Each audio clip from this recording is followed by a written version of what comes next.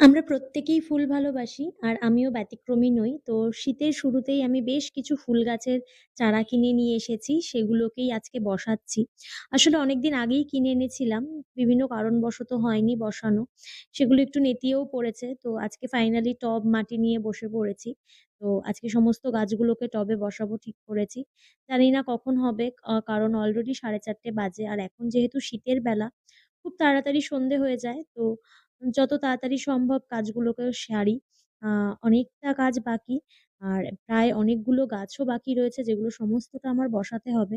তো আমি এখন বকবক না করে সমস্তটা করে ফেলি। দেখো অনেক কটা গাছ বাকি রয়েছে। তো চলো গাছগুলোকে বসানো যাক।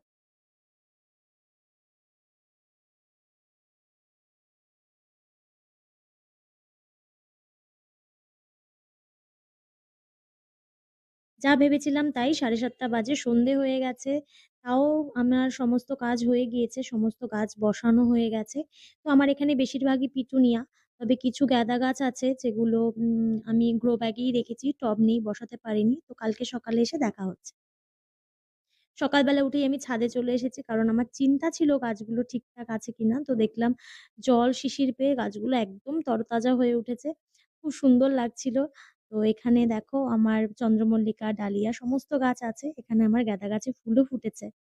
আর এটা হলো আমার স্বাদের বাগানবিলাস, যেটা সবার বাড়িতে যারা গাছ ভালোবাসে একটা করে থাকেই।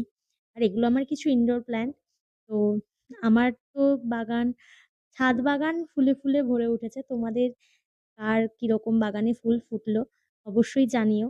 আজকে টাটা, দেখা হচ্ছে পরের ভিডিওতে।